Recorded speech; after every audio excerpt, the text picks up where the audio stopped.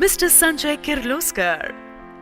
Mr. Sanjay Kirloskar is the Chairman and Managing Director of Kirloskar Brothers Limited. He holds a Bachelor's in Science degree in Mechanical Engineering from Illinois Institute of Technology, Chicago, USA. He is also the member of Dean's Advisory Council for School of Engineering, Massachusetts Institute of Technology.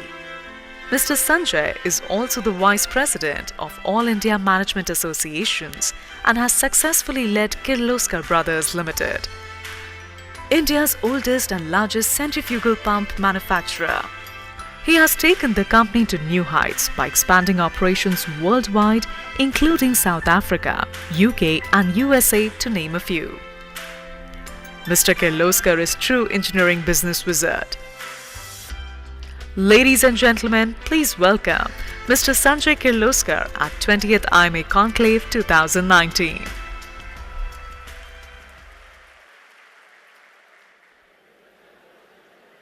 Dr. Y.K. Hamid, Chairman CIPLA, Mr. P.K. Gupta, Managing Director, he's not here I guess, Mr. Santosh Muchal, President Indore Management Association, Mr. Akhilesh Rathi, Conclave Chairman 2019. Ladies and gentlemen, I won't say boys and girls because all of you are, I guess, over the age of 18. It's a pleasure to be with you here today. I thank the Indore Management Association for inviting me to this remarkable conference. Indore is now the cleanest city in India. I had a sense of that last night when I went to visit Sarafa and eat over there. The lovely food as usual. Indore Management Association has been a valuable partner of the All India Management Association and has done outstanding work in the region. It has won many local management association awards on various occasions, and I'd like to compliment the association for its achievements. I'm confident that they will continue to help local entrepreneurs keep up with the latest and best in management thinking and practice. It's really a great privilege to have Dr. Hamid with us here today. He is a doyen of the Indian pharmaceutical industry and has shepherded Indian pharma for many decades. He has led innovation to make medicines more affordable to the masses, and his vision of an egalitarian healthcare system has made India a global power in generic medicines. He's been successfully celebrated all over the world for ensuring that people who profiteered, the patent owners who profiteered from the HIV medicines could not. It's only appropriate, therefore, that IMA is honoring Dr. Hamid with its Lifetime Achievement Award. Dr. Hamid, it's a real honor to share the dais with you. I would like to compliment the IMA leadership for using this convention to highlight a most important trend which is impacting business as well as the economy. The theme of the conference, India 4.0, Rethink, Redesign, Rebuild, is very timely and relevant. It also dovetails very nicely with IMA's, that's All India Management Association's ongoing campaign to prepare Indian leadership for disruption and innovation in an era of radical change. For the past couple of years, All India Management Association has held conferences and management development programs across India and overseas to expose India's management leadership to various kinds of disruptive advances in business technologies as well as business models. Some of you have participated in the program so far, and I invite you to be part of IMA's leadership development programs going forward as well.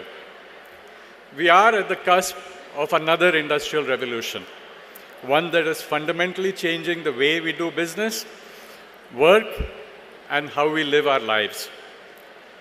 In the first industrial revolution, the world learned how to harness steam power to run machines. In the second, electricity was harnessed for mass production. In the third, computing automated the grunt jobs, and communication advances allowed us to run supply chains globally. Now industry is moving towards autonomous machines that do both mental as well as physical jobs. The latest industrial revolution not only challenges the existing human-machine hierarchy, but also holds the potential of endowing superpower on human beings and make them more productive and prosperous. I know at different educational institutes, reading is promoted, and I would really like to recommend two books. They're both written by a gentleman called Yuval Noah Harari. He's written two books called Homo sapiens and Homo Deus. And both of them talk about how the human being has evolved. The first one actually talks about how the human being has evolved and has gotten where he is. And the second one actually talks about the future of the human being. I would highly recommend these two books to you. The thing about Industry 4.0 is that businesses are not threatened by their existing competitors or people who make and sell the same things. Instead, developers of technology are making or developing new business know-how to destabilize and displace the incumbents. Most famously, I think everyone is aware of the hotels business as well as the taxi business, how Airbnb or even our own Oyo has destabilized the hotel business. You're aware of Uber, the taxi company. Fintech companies are virtualizing finance and taking away consumer business from banks as well as brokers. Tech companies are now leading medical research and intermediating healthcare. Google as well as IBM are making great advances in healthcare. You know, every year, All India Management Association takes a delegation of managers, senior managers, to learn in Silicon Valley. And last year, I had the opportunity to join them. We visited two life sciences companies. One was Gilead, and the other one was Verily, which is a subsidiary of Google. We could see what the work that they were doing, and one never expected a few years ago that such companies would be in the healthcare.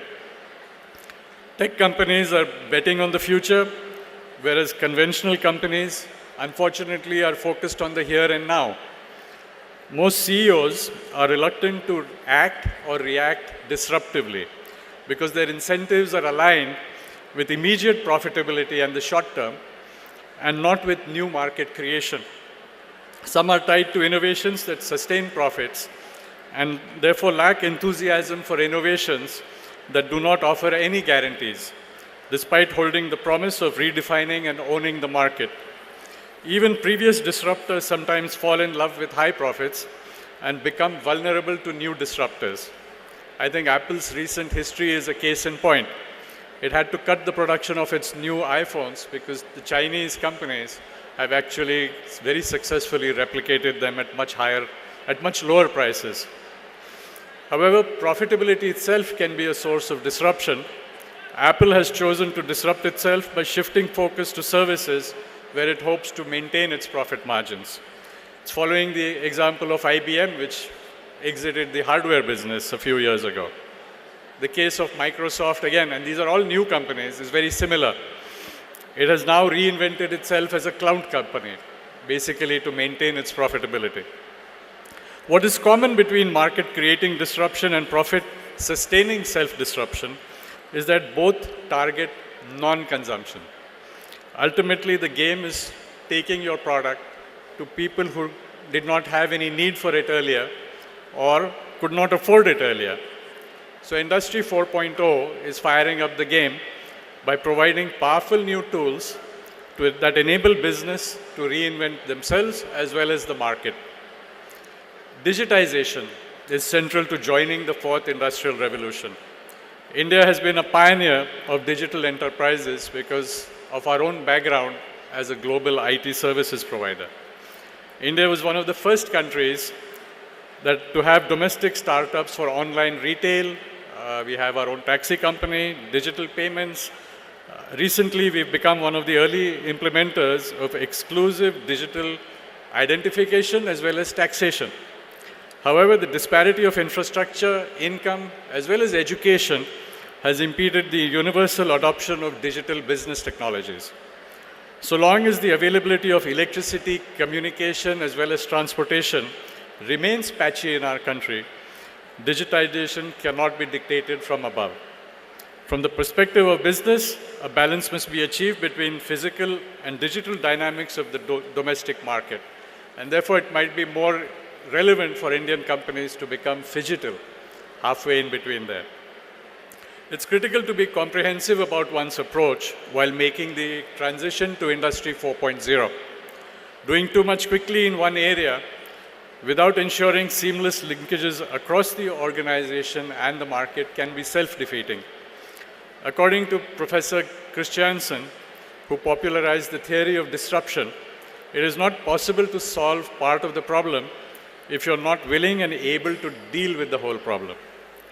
He says that trying to push solutions is not the way to transform anything. One needs to find the right solutions, pull them out of whatever environment one operates in. Turning everything into data is central to making the transition to Industry 4.0. You need to have a digital representation of every product, process, and customer to understand each element of your business and to arrange and rearrange the various elements for efficiency as well as innovation. Data is the raw material of business insights and automation. However, data is both capital as well as skill intensive. To be truly competitive in the digital age, one must invest not only in hardware and software, but also in analytical or analytics and automation competencies. A business cannot join Industry 4.0 in isolation.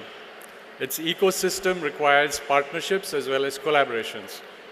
For example, taxi operators, map services, and digital wallets combine to provide a seamless transport service.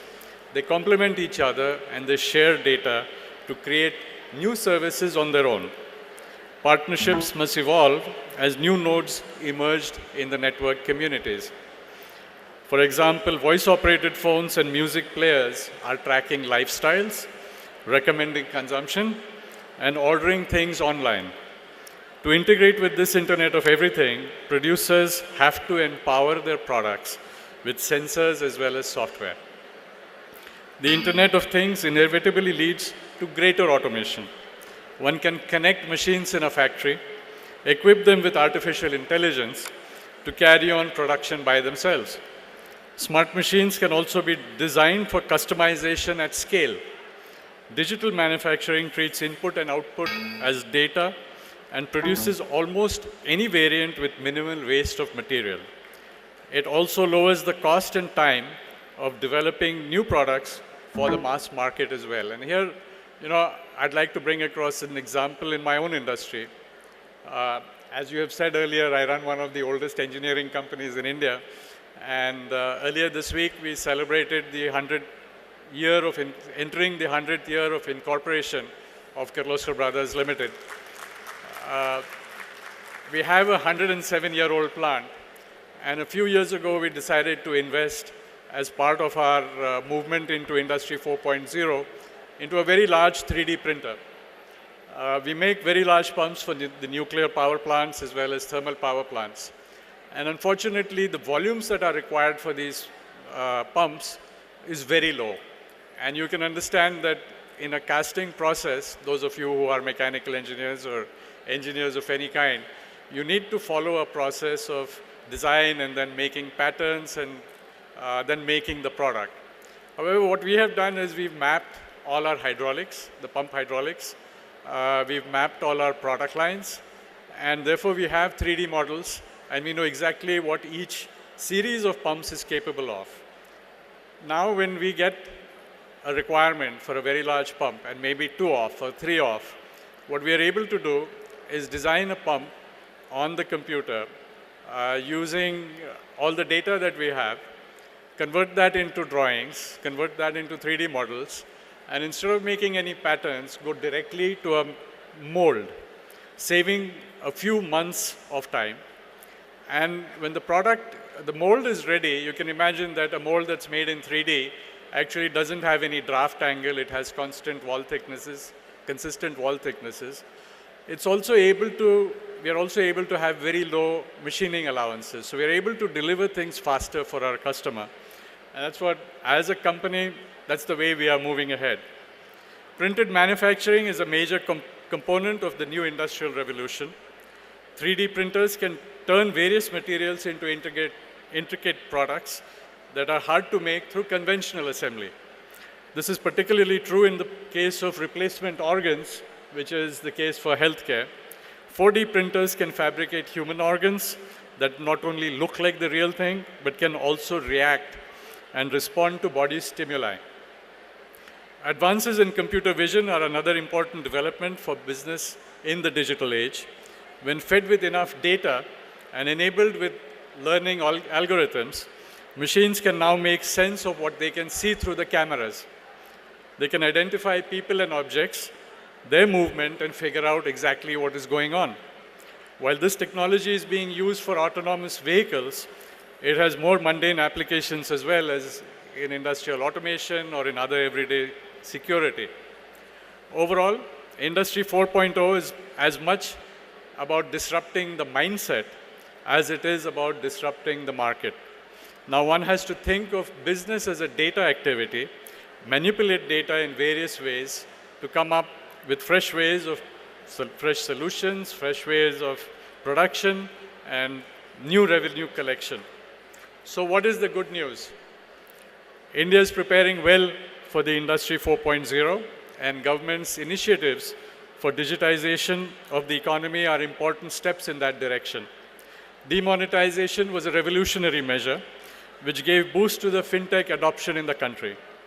The policy of linking digital identities to a variety of public and private services has accelerated the generation of data as well as the use of data for both governance as well as commerce.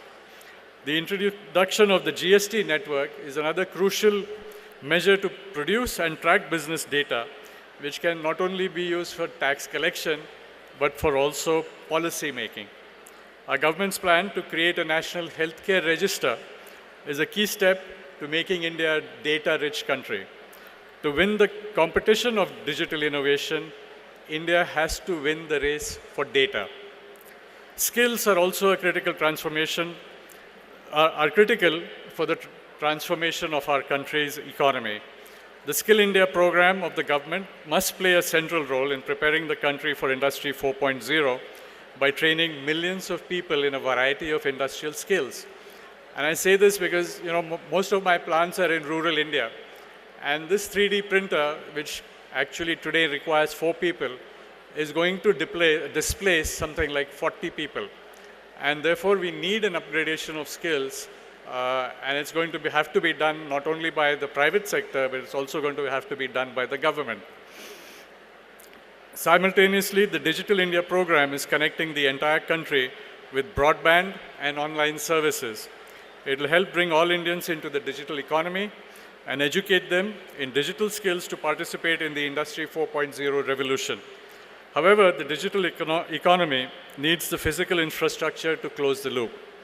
The government's ambitious program to build tens of thousands of kilometers of modern transport infrastructure and electrification of interiors is making a big contribution to take India into the digital age. While our government is making a big effort, companies must not lag in the adoption of new technologies and new ways of doing business. The debt burden and overcapacity carried over is currently discouraging fresh investments. Continuing uncertainty because of technological disruption is not helping either. However, it's very dangerous for most companies to just hunker down and hope for the best. They must be creative and find non-linear solutions to their growth problems. Our government is making it easy by rectifying and reforming a lot of old restrictive and outmoded laws and regulations, and it can help Indian industry to get ready for Industry 4.0 by enabling them to write off redundant legacy investments and nudge them to take a technological leap into the uncertain future. The government can also ensure a level playing field so that domestic companies are not disadvantaged in government contracts against foreign competitors, many of whom come with the unstinted and unlimited support of their governments. Government of India must follow the example set by other industrial nations and put India first. I'm sure that our Prime Minister is very supportive, but the entire government machinery needs to move in that same direction. The Indore region is a major industrial hub of the country, and it can ensure that India, as well as the Indore region, does not miss this new industrial revolution. I'm sure all of you are aware of the disruptive changes that are taking place in business technologies, and you will prepare to triumph in this age of industrial disruption as well. Finally, thank you for inviting me here today to this International Management Convention. It's been a great honor for me to have this opportunity to address you all. Thank you.